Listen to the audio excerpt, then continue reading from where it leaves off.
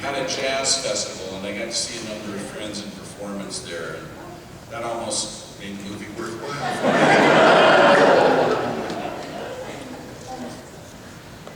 Well, this isn't really a question. I just wanted to thank you and the rest of the cast for making it impossible, because I lived in Cincinnati for 13 years, for making it impossible to drive on I-75 crossing the river from Kentucky without going doo-doo-doo-doo, baby.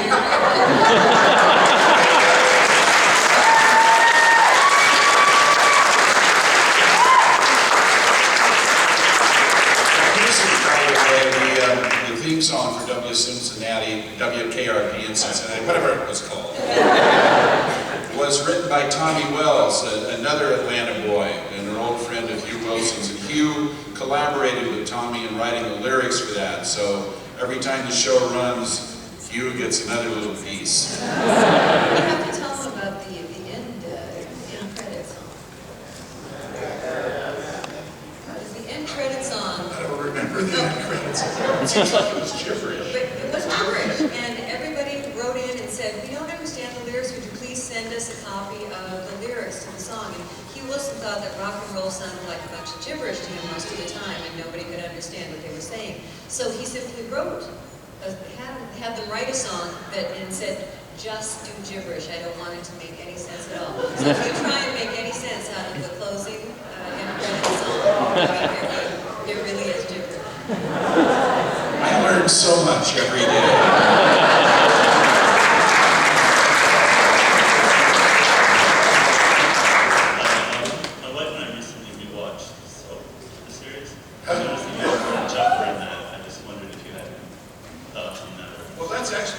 I did 8 episodes or so, tail end of the first season, and that's where I met Gordon Jung, who we both auditioned for the role of the sheriff, and Gordon scored the role.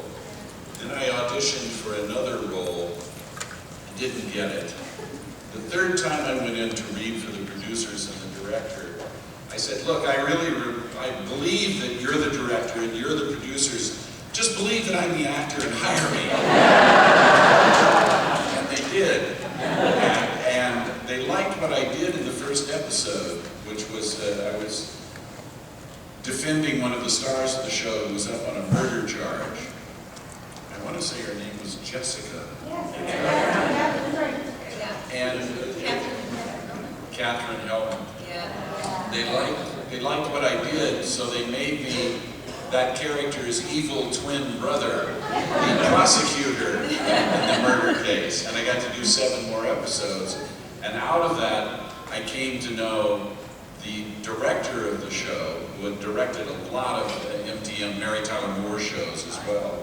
And he was directing a pilot for this little show at MTM called WKRP in Cincinnati, and recommended that Hugh Wilson see me for something in the show to blow away into my own sails a little more. I'd actually met Hugh Wilson in 1973, I think. Y'all had a club here in town called the Great Southeast Music Hall. As a member of the committee, an improvisational, political, satirical troupe out of San Francisco, we did a week at the Great Southeast in, I think it was 73.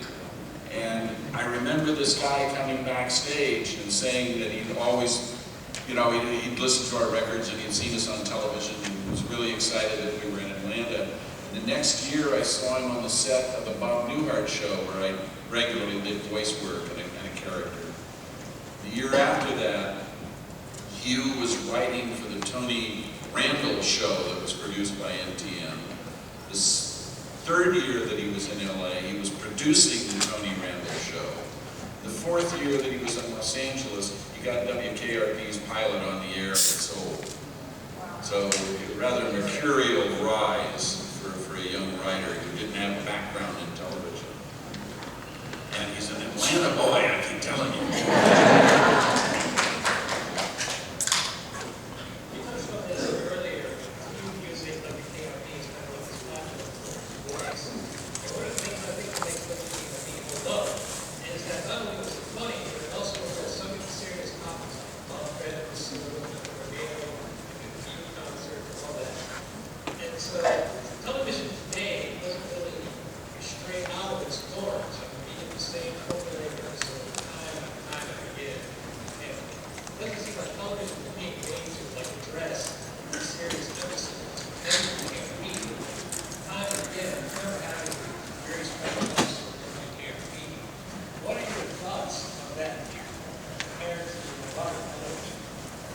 Look, you always said that the humor came out of the story and not out of the joke, or 1, 2, 3 joke.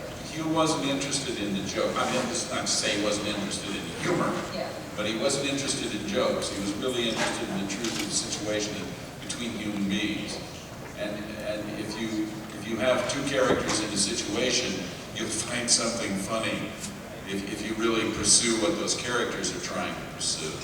And too often now, it seems to be jokes, just connected and no story. I personally, Is it? sorry, go ahead, please, go Well, ahead, I was just going to please. say, I miss that kind I miss that kind of television. Yeah. I think it's to be found more and more in cable series.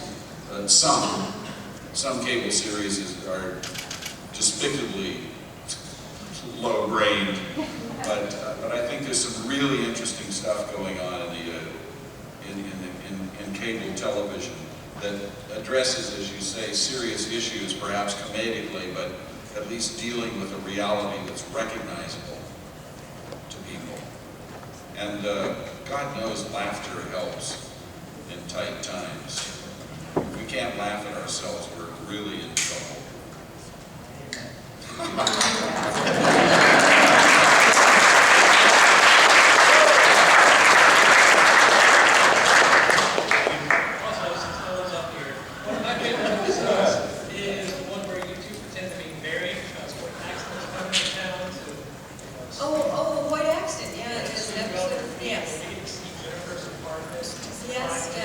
That was the first time we saw Jennifer's apartment, the Fly Me to the Moon doorbell.